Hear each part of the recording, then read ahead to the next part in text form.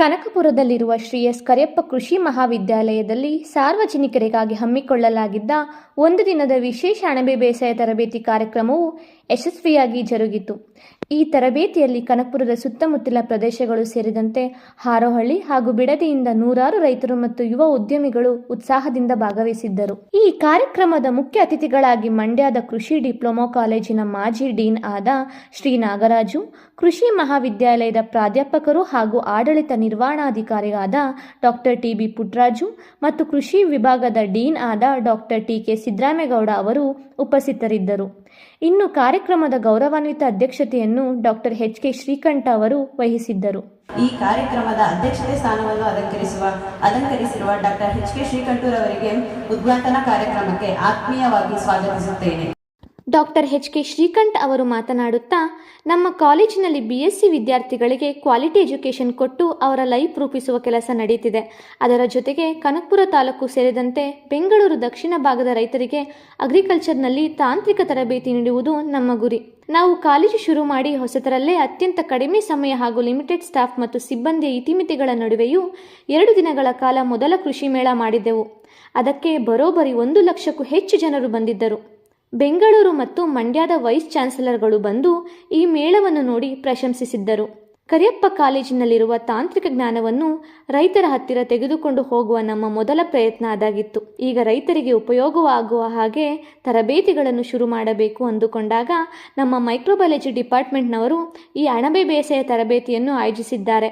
ಇಂತಹ ಉಪಯುಕ್ತ ತರಬೇತಿಗಳು ಮುಂದೆಯೂ ಮುಂದುವರಿಯಲಿ ಎಂದರು.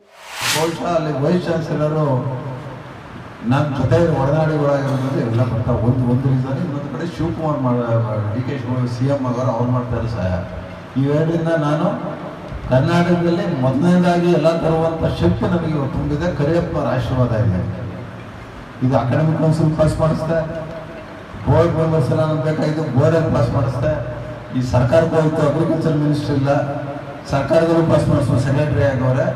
ಈಗ ಅದೇನಾದ್ರು ಶಿವಕುಮಾರ್ ಅವ್ರು ಹಂಚ್ಕೊಂಡೆ ದೇಗಲ ಮಠಕ್ಕೆ ಬಂದಾಗ ಈಗ ಇನ್ನೂ ಒಬ್ಬರ ಡೈರೆಕ್ಟರ್ ಆಗಿ ಇಲ್ಲಿ ಶಾಸಕರಾಗಿ CM ಆಗಿ ಅವ್ರ ಸೈನ್ ಬಿದ್ದಾದ್ಮೇಲೆ ಈಚೆ ಬರ್ತದೆ ಅಷ್ಟೇ.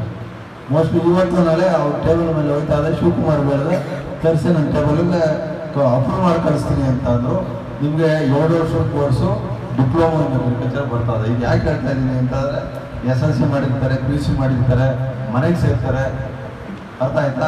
ಡಿಪ್ಲೊಮಾ ಇನ್ ಅಗ್ರಿಕಲ್ಚರ್ಗೆ BSc ಅಗ್ರಿಕಲ್ಚರ್ ಅವ್ರ ಕೆಲಸ ಸಿಗ್ತದೆ. ಇನ್ನು ಮೇಲಕ್ಕೆ ಓದ್ಬೋದು ಅವ್ರು MSc PhD ಅವೆಲ್ಲ ಮಾಡ್ಕೋಬೋದು. ಹೆಣ್ಮಕ್ಳು ಮಸ್ತಾಗವ್ರೆ. ಬಟ್ ಮನೇಲಿರೋರು SLC PUC ಮಾಡಿ ಅವ್ರ ಕೆಲಸ ಇಲ್ಲದೆ ಅಷ್ಟು ಮನೇಲಿ ಕಳೆದೋಗ್ತಾರೆ ಅವರು. ಸೊ ಇನ್ಫ್ಯಾಕ್ಟ್ ಅವ್ರಿಗೂ ಕೂಡ ಆಯ್ತದೆ. 50 ಸೀಟನ್ನು ಕೊಡ್ತಾವ್ರೆ. ಫಸ್ಟ್ ನಮಗೆ 50 ಸೀಟ್ಸ್ ಕೊಡ್ತಾರೆ. 50 ಸೀಟ್ಸ್ ಕೊಡ್ತಾವ್ರೆ. ಆಮೇಲೆ ನೋಡೋಣ, ಡಿಮ್ಯಾಂಡ್ ಇದ್ದಂಗೆ ಅದನ್ನೇ ಎನ್ಹಾನ್ಸ್ ಮಾಡಿಸ್ಬೋದು. ಸೊ ಹಾಗಾಗ್ಬಿಟ್ಟು ಈಗ ಡಿಪ್ಲೊಮಾ ಇನ್ ಅಗ್ರಿಕಲ್ಚರ್ ಬಂದರೆ ಅದನ್ನೂ ಓದ್ಬೋದು. ಅದಕ್ಕೆ ಕೆಲಸಕ್ಕೆ ಡಿಮ್ಯಾಂಡ್ ಇದೆ. ಯಾರು ಅಗ್ರಿಕಲ್ಚರ್ ಓದ್ತಾರೆ ಅವ್ರಿಗೆ ಬೇರೆ ಥರ ಕೆಲಸ ಇದ್ದರೆ, ಡಿಪ್ಲೊಮಾ ಇನ್ ಅಗ್ರಿಕಲ್ಚರ್ ಯಾರು ಮಾಡ್ತಾರೆ ಅವ್ರಿಗೆ ಸಾಕಷ್ಟು ಆಪರ್ಚುನಿಟಿ. ಅವ್ರು ಓದ್ತಾ ಇದ್ದಂಗೆ ಕೆಲಸ ಸಿಗುವಂಥ ಇದು ದೊಡ್ಡ ಫಾರ್ಮು, ದೊಡ್ಡ ಕಂಪ್ನಿಗಳು, ಪೆಸ್ಟಿಸೈಡ್ ಕಂಪ್ನಿಗಳು, ಸೀಡ್ ಕಂಪ್ನಿಗಳು 108 ಕಡೆ ಇದಕ್ಕೆ ಅವಕಾಶ ಇದೆ. BSc ಇದು ಡಿಪ್ಲೊಮಾ ಮಾಡಿದವ್ರಿಗೆ ಏನು ಬೇಡ, ನನ್ನ ಮಕ್ಕಳು ಜಾಸ್ತಿ ಇದೆ, ನಾನು ವ್ಯವಸಾಯದಲ್ಲಿ ಇರಬೇಕು ಅಂದರೆ 2 ವರ್ಷ ಟ್ರೈನಿಂಗ್ ಸಿಕ್ಕಿದ್ರೆ ಅವನು BSc ಗ್ರ್ಯಾಜುಯೇಟ್ ಆಗಿ ವ್ಯವಸಾಯ ಮಾಡೋಕ್ಕೆ ಏನು ಅವನಿಗೆ ನಾಲೆಡ್ಜ್ ಕ್ರಿಯೇಟ್ ಆಗ್ತದೆ, ಅಷ್ಟು ನಾಲೆಡ್ಜು ನಮ್ಮ ಡಿಪ್ಲೊಮಾ ಇನ್ ಅಗ್ರಿಕಲ್ಚರ್ 2 ವರ್ಷ ಮಾಡಿದ್ರೆ ಸಿಗ್ತದೆ. ಈಗ ನಾನು ಅಷ್ಟೇ, ನಾನು MSc ನಾನು ವ್ಯವಸಾಯ ಮಾಡ್ತಾ ಇರೋದು. ಬಹುಶಃ ಎಷ್ಟೋ ನಮ್ಮ ರೈತರ ಮಕ್ಕಳುಗಳು ಒಂದು ಅವಕಾಶ ಈ ಭಾಗದಲ್ಲಿ ಅಕ್ಕಪಕ್ಕ ಮಂಡ್ಯ, ಚಾಮರಾಜನಗರ, ನಮ್ಮ ಬೆಂಗಳೂರು ಸೌತ್ ಅಥವಾ ಬೆಂಗಳೂರಿಂದ ಇವರೆಲ್ಲರೂ ಈ ಒಂದು ಕೋರ್ಸ್ ಓದುವಂಥ ಅವಕಾಶ ಇದೆ. ಬಹುಶಃ ಇನ್ನೊಂದು 1 ದಿವಸ 2 CM ಸೈನ್ ಹಾಕಿದ ತಕ್ಷಣ ಆಗುತ್ತೆ ಅದು. ಬಟ್ ಬೇರೆದೆಲ್ಲ ಆಗುತ್ತೆ, ಸೈನ್ ಅಷ್ಟೇ. ಅವ್ರು ಸೈನ್ ಹಾಕಬೇಕು ಅಂದರೆ ಅವರೇ ಅಗ್ರಿಕಲ್ಚರ್ ಮಿನಿಸ್ಟ್ರಿ ಇಲ್ಲ, ಶಿವಕುಮಾರ್ ಅವರೇ ಅಗ್ರಿಕಲ್ಚರ್ ಮಿನಿಸ್ಟ್ರು. ಸೊ ಅದೊಂದು ಒಳ್ಳೆ ಸುದ್ದಿಯನ್ನು ಹೇಳಕ್ಕೆ ಇಷ್ಟಪಡ್ತಾ ಇದ್ದೀನಿ. ಇದೇ ಸಂದರ್ಭದಲ್ಲಿ ಕಾರ್ಯಕ್ರಮದ ಅಧ್ಯಕ್ಷರು ಅಣಬೆ ಬೇಸಾಯ ಮಾಹಿತಿ ಪತ್ರವನ್ನು ಬಿಡುಗಡೆ ಮಾಡಿದರು.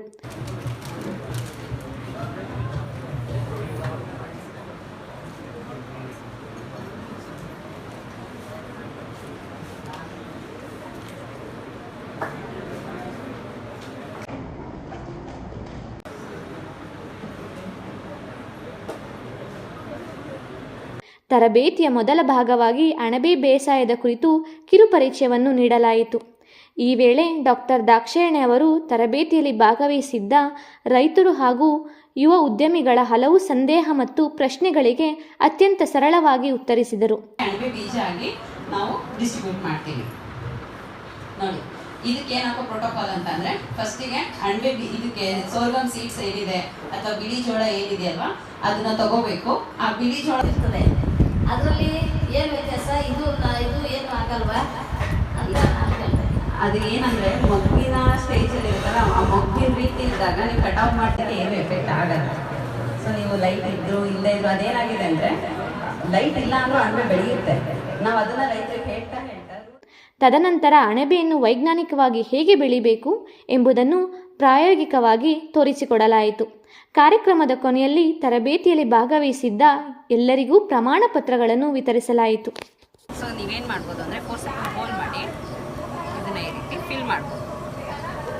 ಸ್ಟಾರ್ಟಿಂಗ್ ಯಾಕೆ ಮಾಡ್ಬೇಕಮ್ಮ? ಹಾಂ, ಹಿಂಗೆ ಮಾಡಿ ಈ ಕಾಟನ್ ಏನಿದೆಯಲ್ಲ, ಇದರಿಂದ ಯಾವುದೇ ರೋಗಾಣುಗಳು ಎಂಟ್ರಿ ಆಗಲ್ಲ, ಕಂಟಾಮಿನೇಷನ್ ಅವಾಯ್ಡ್ ಆಗುತ್ತೆ. ಸೊ 20 ದಿನ ಆದಮೇಲೆ ನೀವು ದೊಡ್ಡ ಹೋಲ್ಸ್ ಮಾಡೋ ಬದಲು ಕಾಟನ್ ರಿಮೂವ್ ಮಾಡಿದ್ರೆ ಸಾಕು.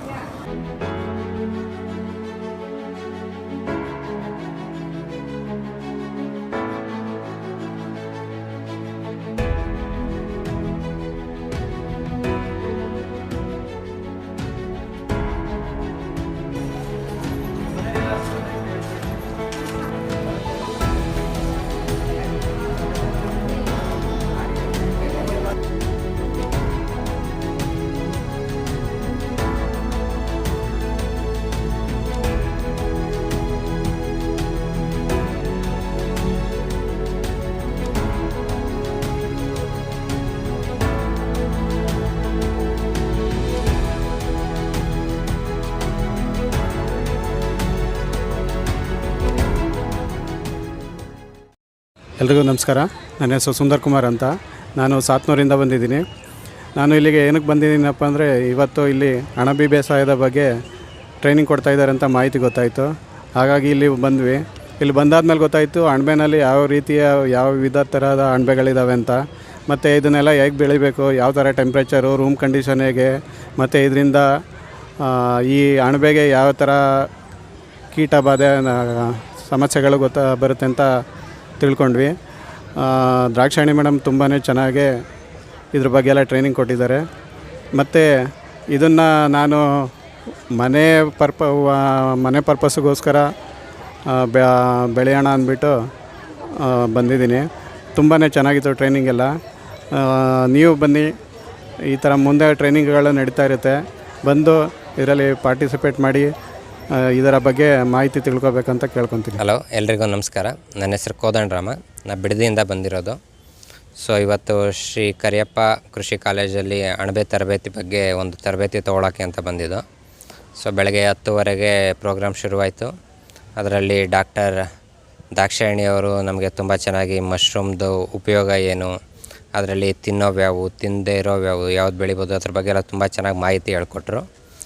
ಅದಾದಮೇಲೆ ಮಧ್ಯಾಹ್ನದಲ್ಲಿ ಒಂದು ಸ್ಪಾನ್ ಪ್ರೊಡಕ್ಷನ್ ಅಂದರೆ ಸ್ಪಾನ್ನ ಬ್ಯಾಗಿಂಗ್ ಹೆಂಗೆ ಮಾಡೋದು ಅಂತ ಹ್ಯಾಂಡ್ಸ್ ಆನ್ ಟ್ರೈನಿಂಗನ್ನು ಮಾಡಿಕೊಟ್ರು. ಸೊ ಓವರಾಲ್ ಈ ಪ್ರೋಗ್ರಾಮಿಂದ ನಮಗೇನು ತಿಳಿದು ಬಂತು ಅಂದರೆ, ಮಶ್ರೂಮ್ ಚೆನ್ನಾಗಿ ಅಂದರೆ ಈಸಿಯಾಗಿ ಬೆಳಿಬೋದು.